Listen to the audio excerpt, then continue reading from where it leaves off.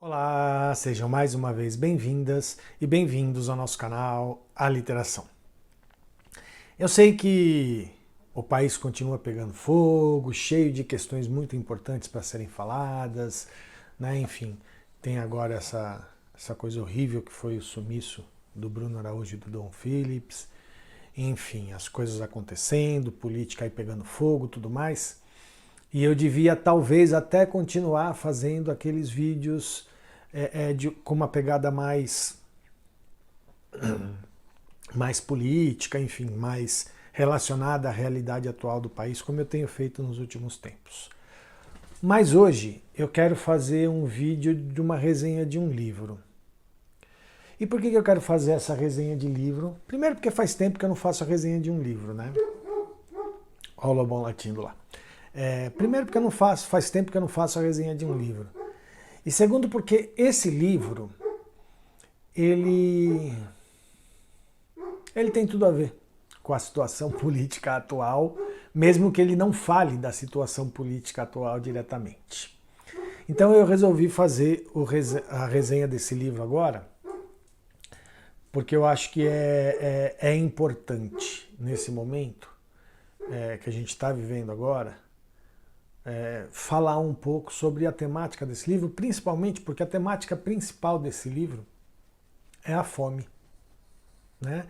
Mas não a fome do ponto de vista social e geral, mas a fome de uma pessoa, quer dizer, o personagem principal do livro passa o livro inteiro lidando com a fome e com a impossibilidade de alimentar-se.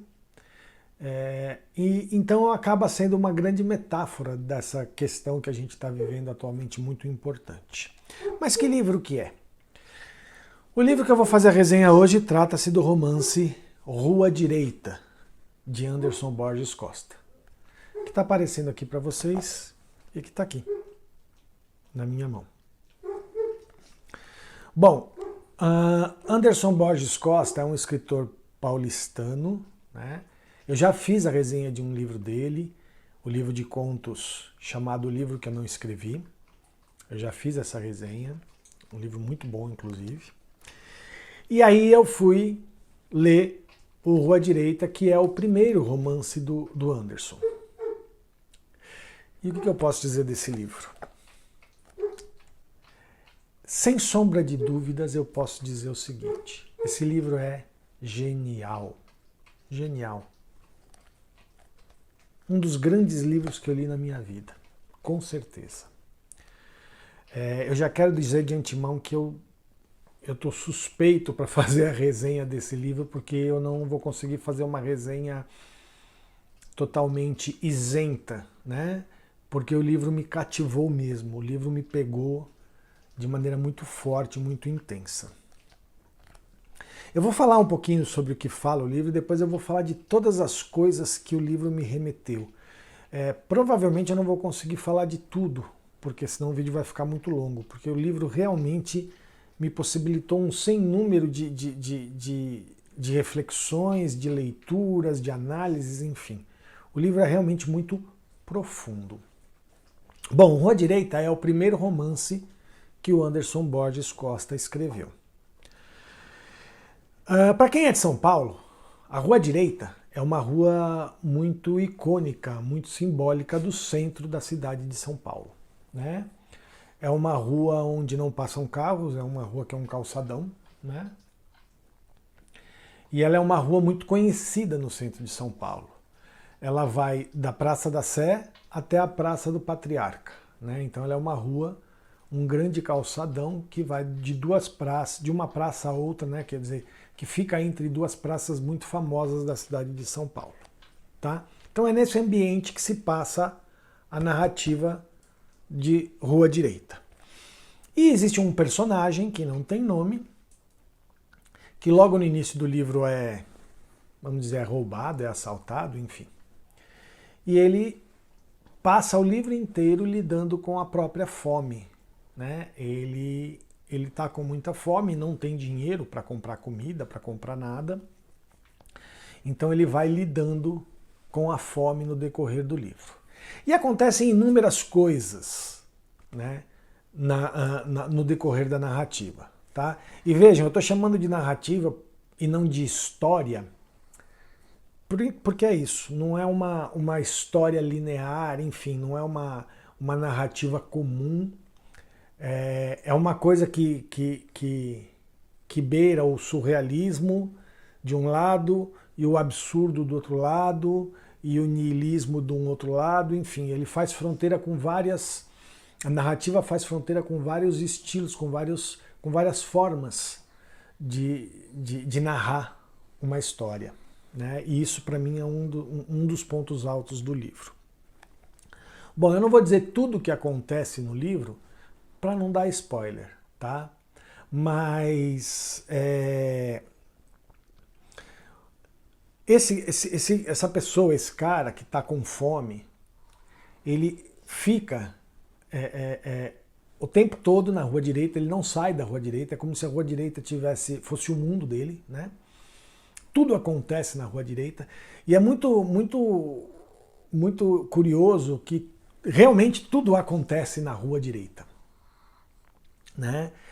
Durante a narrativa tem um jogo de futebol da seleção brasileira, tem luta de boxe, tem desfile de escola de samba, tem desfile de crianças indígenas, tem luta de boxe, enfim, uma série é como se tudo que acontecesse no mundo acontecesse lá na rua direita. E é muito louco porque assim são coisas aparentemente inverossímeis, quer dizer, um jogo de futebol, né? Uma luta de boxe, um circo com o Globo da Morte e tudo, enfim, um desfile de escola de samba, quer dizer, são coisas tão loucas, né, que seria impossível acontecerem na rua direita. Chegaria a ser inverossímil. Mas o Anderson consegue construir cada uma dessas coisas de maneira tão precisa, tão assertiva e tão genial que a gente acredita na possibilidade de tudo acontecer lá. Tudo é muito bem construído, as metáforas são muito bem construídas, as imagens são muito bem colocadas, de forma que a gente realmente acredita que na rua direita foi possível acontecer tudo isso. Então, uma sinopse da história, sem dar muito spoiler, é isso, tá? É um homem que fica na rua direita lidando com a sua fome. Essa coisa simples e prosaica ganha uma dimensão muito forte, muito intensa, muito densa. Primeiro porque o Anderson ele constrói isso. Agora vamos falar um pouco da estrutura, né? O livro ele tem 17 capítulos. Né? O livro tem 17 capítulos e cada capítulo tem um nome. E o nome de cada capítulo corresponde às palavras daquela canção popular, daquela canção infantil popular, né? Se essa rua fosse minha. Então, por exemplo, o capítulo 1 é C, o capítulo 2 é essa, o capítulo 3 rua, né? Então ele vai usando isso. E por que ele usa isso? Primeiro porque a canção fala de uma rua, né? E a rua e o ambiente do livro é a rua direita. Segundo porque no início do livro, quando ele é assaltado, ele está ouvindo essa música num realejo, né? Ele está ouvindo algo que lembra essa música no realejo. Enfim, é como se fosse o start de toda a sua tragédia, vamos dizer assim, ou da sua trajetória na rua direita.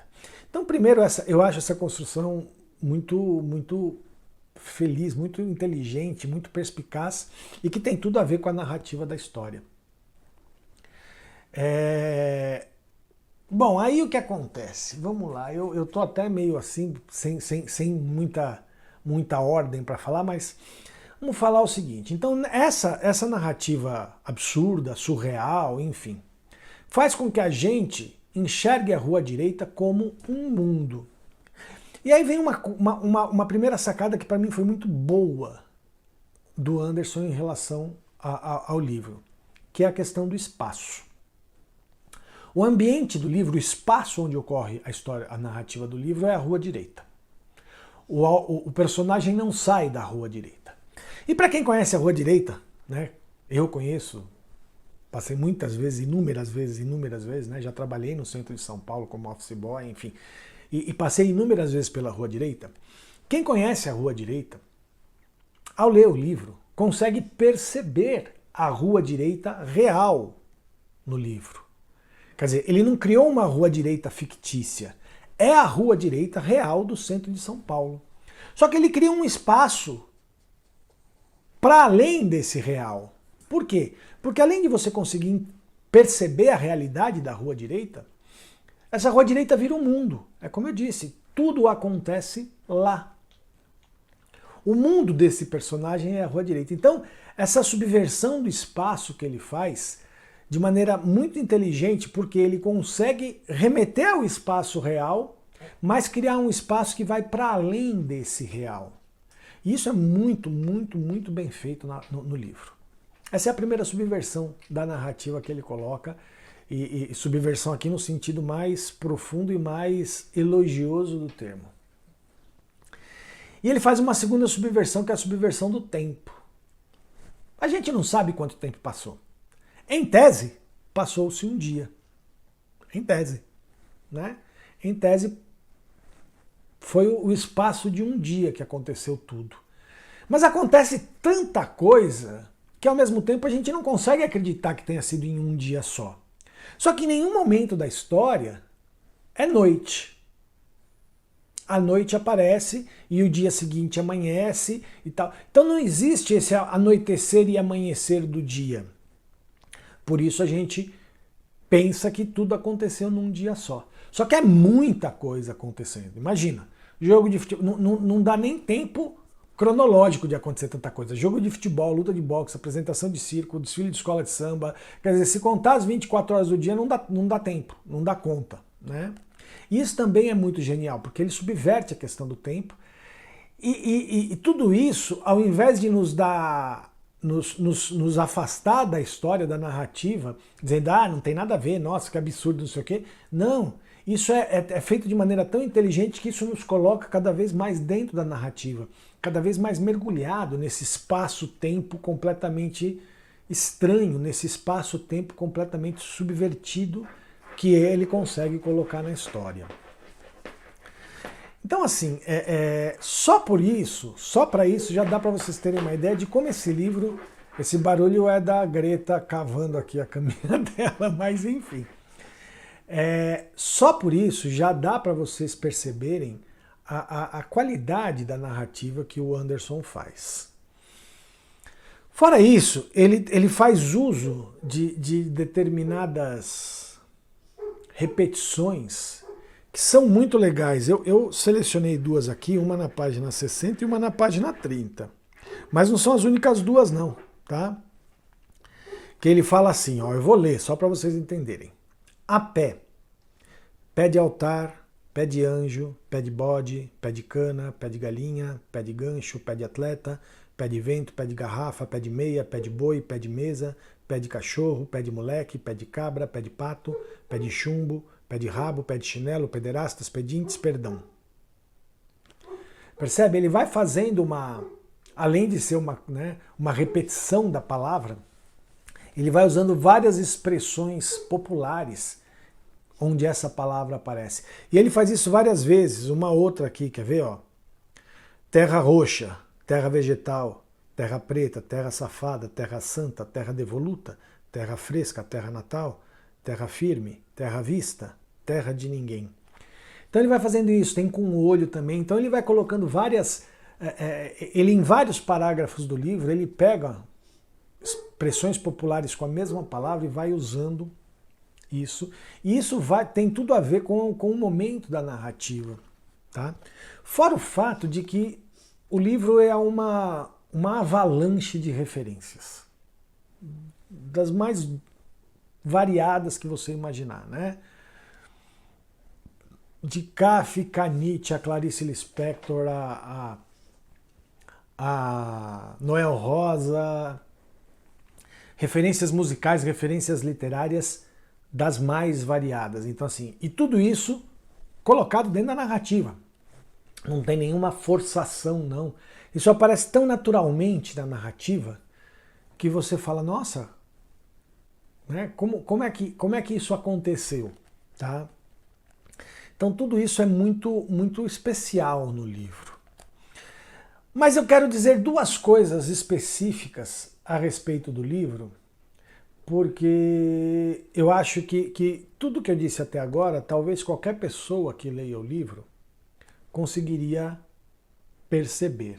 E não que o que eu vou dizer daqui para frente ninguém perceberia, mas eu acho que são percepções muito pessoais e que me fizeram realmente achar esse livro genial. Primeiro assim, o livro para mim é uma mistura de 3 obras, que eu vou fazer questão de mostrar aqui para vocês, de 3 outros livros. Para mim, o Rua Direita do Anderson, ele mistura mesmo de maneira magistral esses 3 livros. Um dos livros é O Estorvo, do Chico Buarque, que está aparecendo aqui para vocês. O outro é o Murphy, do Samuel Beckett, que também está aparecendo aqui para vocês. E o terceiro é O Processo, do Kafka, que também está aparecendo aqui para vocês. Então veja, para mim, é como se o Anderson tivesse juntado essas 3 histórias, essas 3 narrativas numa só. Porque é isso, para mim é um... Sabe aquela coisa de você pegar 3 ingredientes e juntar para criar uma coisa própria? Foi isso que o Anderson fez. Não sei se ele fez mesmo, tá? Mas para mim é isso que aparece. Para mim tem muito do Estorvo, muito do Murphy e muito do Processo do Kafka nesse livro. E talvez ele pegue o que existe de mais profundo em cada uma dessas histórias para criar uma história com a sua própria roupagem, né? Com a sua própria vestimenta.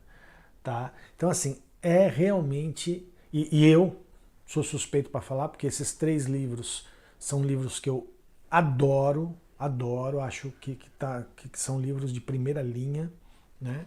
E o Anderson juntar esses 3 livros para mim, mesmo que de maneira inconsciente ou sem querer, vamos dizer assim, mostra a genialidade da escrita dele. E tem uma segunda, na verdade tem mais 2 coisas que eu quero falar. O livro para mim ele é muito engraçado, né? Porque ele é meio aristotélico em alguns aspectos. E por que eu falo que ele é aristotélico? Porque se ele fosse um drama, o Aristóteles acharia muito bom enquanto drama, porque ele respeita as 3 unidades aristotélicas do drama, que é a unidade de tempo, de espaço e de ação. Tudo acontece num dia, num único espaço e uma única ação, que é tentar acabar com a sua fome. É muito interessante isso, né? É muito interessante ver como essa coisa, essas 3 unidades de tempo, espaço e ação são colocadas de maneira muito concisa, mas ao mesmo tempo extrapolando a barreira do tempo, do espaço e da ação, de forma a acontecer um monte de coisa e nada ao mesmo tempo. Num dia que a gente não sabe se é um dia ou uma vida inteira, e num espaço que é uma rua que você conhece, que você sabe que existe, que está lá na realidade, mas que se transforma no mundo. Isso é genial, isso é genial.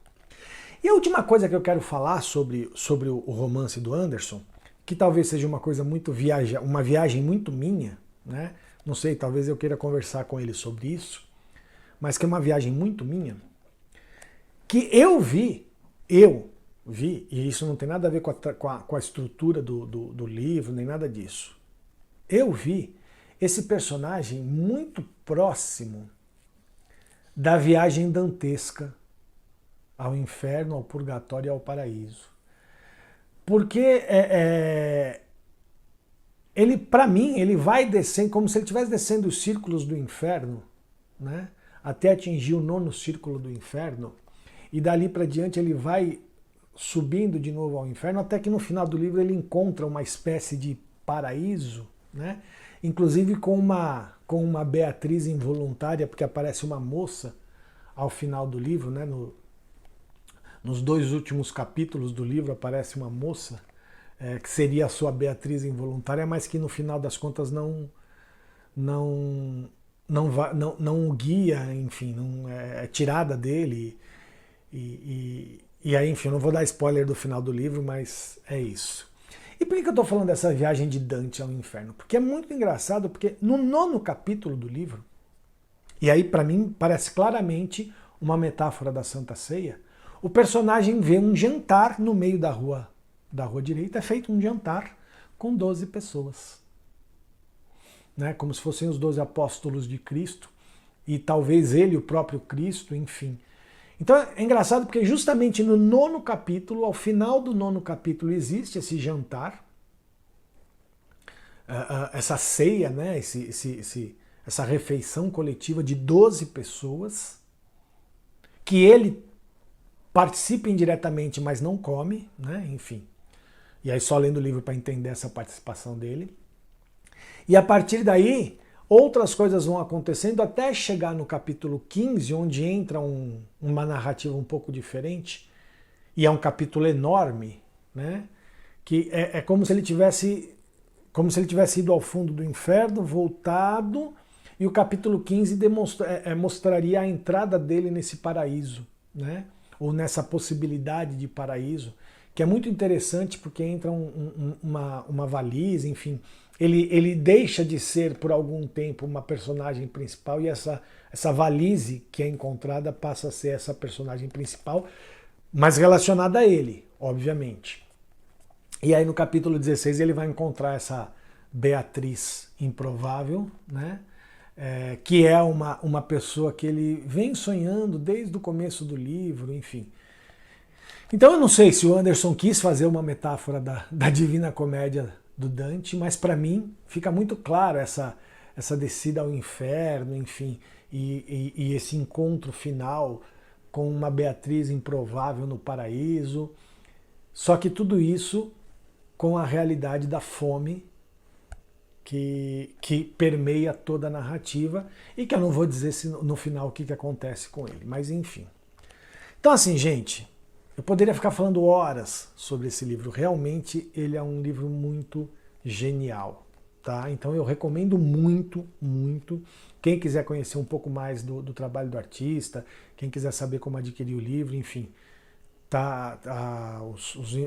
o link do blog do Anderson, enfim, das formas de contato com o Anderson estão aí na descrição do vídeo, tá? Mas quem quiser procurar pelo nome, Rua Direita, de Anderson Borges Costa. Um dos grandes livros que eu já li na minha vida. Quero realmente parabenizar o Anderson porque é genial. Se esse é o seu romance de estreia, meu amigo, você estreou bem, viu? Porque assim, realmente genial esse livro. Então, recomendo a leitura para todas e todos, tá? Vale muito a leitura desse livro. É isso. Espero que vocês tenham gostado. Mais uma vez eu peço a todas e todos para curtirem o vídeo, compartilharem, comentarem. Vamos criar engajamento aí para ver se o algoritmo gosta um pouquinho mais da gente. Se inscrevam no canal se ainda não se inscreveram. Se já se inscreveram no canal, chamem as pessoas a se inscreverem no canal também, para a gente criar aí uma comunidade maior de pessoas falando sobre arte, sobre literatura, sobre cultura em geral, e de vez em quando sobre as questões políticas que permeiam essas temáticas, né? Porque a arte, literatura e cultura não estão desvinculados da política. Então quem acha que não, temos que falar de arte sem falar de política, temos que falar de literatura sem falar de política, não sabe o que está falando, porque é impossível essas coisas não estarem permeadas pelas questões políticas do passado, do presente e do futuro. Tá bom? Então é isso. Espero que vocês tenham gostado e a gente se encontra no próximo vídeo. Rua Direita, de Anderson Borges Costa. Tá bom? Valeu, gente. Até o próximo vídeo. Tchau, tchau.